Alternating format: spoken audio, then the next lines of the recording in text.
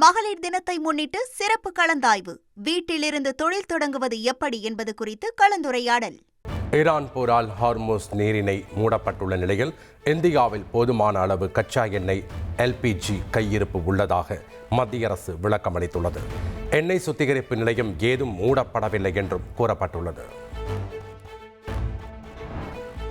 ரஷ்யாவிடம் எண்ணெய் வாங்க இந்தியாவுக்கு 30 நாட்களுக்கு அமெரிக்கா அனுமதி அளித்த விவகாரம்.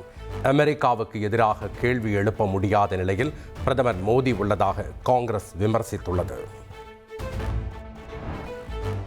இந்தியாவின் சொந்த எரிசக்தி தேவைகளை பூர்த்தி செய்ய ஏன் மற்றொரு நாட்டின் ஒப்புதல் தேவை என்று முதலமைச்சர் ஸ்டாலின் கேள்வி எழுப்பியுள்ளார். இந்தியாவின் இறையாண்மை மற்றும் நலன்கள் பாதுகாக்கப்பட வேண்டும் என்றும் அவர் வலியுறுத்தியுள்ளார். சென்னையில் நடந்த தமிழ்நாடு 2030 கனவுகள் மெய்ப்படும் கலந்துரையாடல் நிகழ்ச்சியில் முதலமைச்சர் ஸ்டாலின் தமிழக வளர்ச்சிக்கான முக்கிய அறிவிப்புகளை வெளியிட்டார். 2030க்குள் வீடற்றவர்களுக்கு கிராமத்தில் 5 லட்சம் வீடுகளும் நகரத்தில் 2 லட்சம் வீடுகளும் கட்டப்படும் என அறிவித்தார். அனைவருக்கும் மருத்துவ காப்பீடு, சர்க்கரை நோய், புற்றுநோய் ஆகியவற்றை ஆரம்ப நிலையிலேயே கண்டறிய முகாம்கள் அமைக்கப்படும் என முதலமைச்சர் ஸ்டாலின் அறிவித்துள்ளார். ஒவ்வொரு மாவட்டத்திலும் மனநல ஆலோசனை மையம் அமைக்கப்படும் என்றும் அவர் தெரிவித்தார். வேளாண் துறையில் இயற்கை விவசாயம் 17,000 ஹெக்டேராக உயர்த்தப்படும் என முதல்வர் உறுதியளித்தார். 1,25,000 விவசாயிகளுக்கு வேளாண் கருவிகள் வழங்கப்படும் என்றும் கூறினார். ராஜ்யசபா தேர்தலுக்காக திமுக சார்பில் தாக்கல் செய்யப்பட்ட திருச்சி சிவா, கான்ஸ்டன்டைன் ரவீந்திரன் ஆகியோரின் வேட்பு மனுக்கள் ஏற்கப்பட்டுள்ளது. காங்கிரஸ் சார்பில் கிறிஸ்டோபர் திலக் மற்றும் தேமுதிக சார்பில் தாக்கல் செய்யப்பட்ட LK சுதீஷின் வேட்பு மனுவும் ஏற்கப்பட்டுள்ளது. மாநிலங்களவை தேர்தலில் போட்டியிட பாமக தலைவர் அன்புமணி தாக்கல் செய்த வேட்புமனு ஏற்கப்பட்டுள்ளது. இதேபோல் அதிமுக சார்பில் போட்டியிட தம்பிதுரை தாக்கல் செய்த வேட்புமனுவும் ஏற்கப்பட்டது. போடிநாயக்கனூர் தொகுதியில் திமுக சார்பில் OPS போட்டியிட விருப்பம் தெரிவித்து அவரது மகன் ரவீந்திரநாத் மனு அளித்துள்ளார். ஆண்டிப்பட்டி தொகுதியில் போட்டியிட தான் விருப்ப மனு அளித்ததாகவும் கூறியுள்ளார்.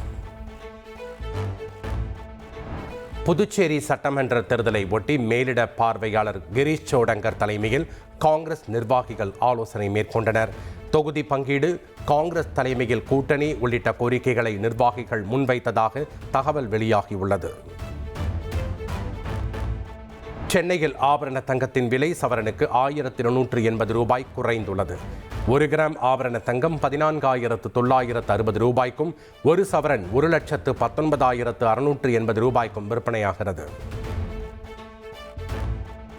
வெள்ளி விலை கிலோவுக்கு 5,000 ரூபாய் குறைந்துள்ளது. 1 கிலோ கட்டி வெள்ளி 2,90,000 ரூபாய்க்கும், 1 கிராம் 290 ரூபாய்க்கும் விற்பனையாகிறது. மேகதாது திட்டத்திற்கான ஒரு புதிய திருத்தப்பட்ட திட்ட வரைவு அறிக்கை தயாரிக்கப்படும் என கர்நாடக பட்ஜெட்டில் தெரிவிக்கப்பட்டுள்ளது. திருத்தப்பட்ட அறிக்கை மற்றும் வனத்துறை அனுமதி கோரும் விண்ணப்பம் மிக விரைவில் மத்திய அரசுக்கு அனுப்பி வைக்கப்படும் என்றும் கூறப்பட்டுள்ளது. 16 வயதுக்கு உட்பட்ட சிறுவர்கள் சமூக ஊடகங்களை பயன்படுத்த தடை விதிக்கப்படும் என்று கர்நாடக பட்ஜெட்டில் தெரிவிக்கப்பட்டுள்ளது. குழந்தைகளின் மனநலம் மற்றும் கல்வியில் மொபைல் போன்களால் ஏற்படும் பாதிப்புகளை தடுக்க தனி சட்டம் அல்லது விதிமுறைகள் விரைவில் வகுக்கப்படும் என்றும் தெரிவிக்கப்பட்டுள்ளது. தேசிய ஊரக சுகாதார இயக்கத்தின் கீழ் ஒப்பந்த அடிப்படையில் பணிபுரியும் அனைத்து செவிலியர்களுக்கும் 182 நாட்கள் மகப்பேறு விடுப்பு வழங்க வேண்டும். சென்னை உயர்நீதிமன்ற தீர்ப்பை தொடர்ந்து துறைசார் அதிகாரிகளுக்கு தமிழக சுகாதாரத்துறை உத்தரவிட்டுள்ளது.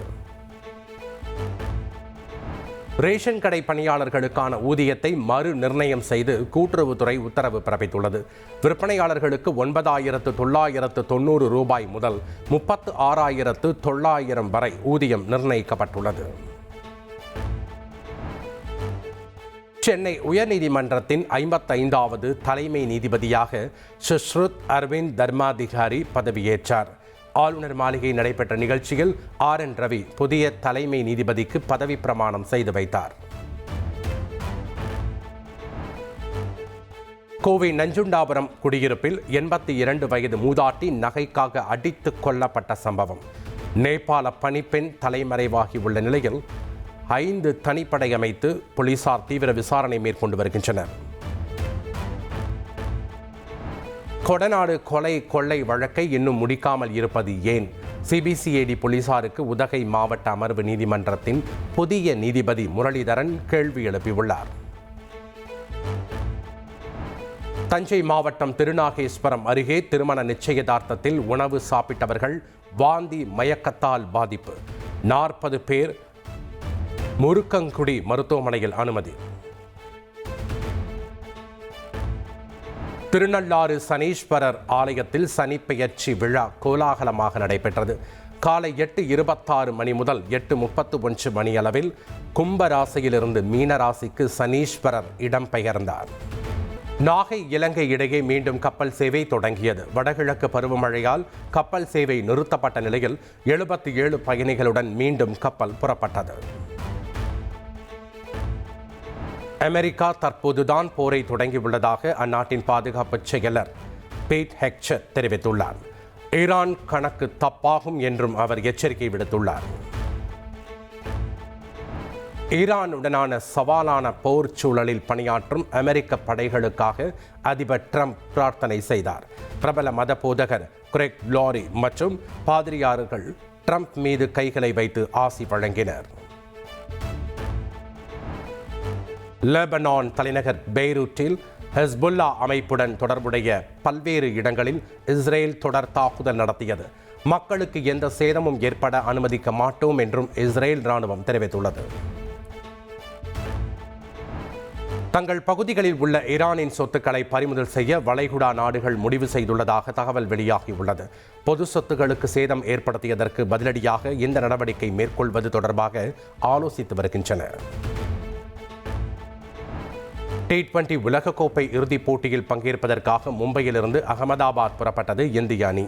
நாளை மறுநாள் நடைபெறும் இறுதிப் போட்டியில் நியூசிலாந்து அணியுடன் இந்தியா மோதுகிறது.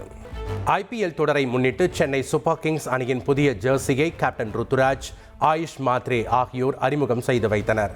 சென்னை சூப்பர் கிங்ஸ் அணியின் ரசிகர்கள் பேருந்தும் அறிமுகம் செய்யப்பட்டுள்ளது. மகளிர் தினத்தை முன்னிட்டு சிறப்பு கலந்தாய்வு. வீட்டிலிருந்து தொழில் தொடங்குவது எப்படி என்பது குறித்து கலந்துரையாடல்.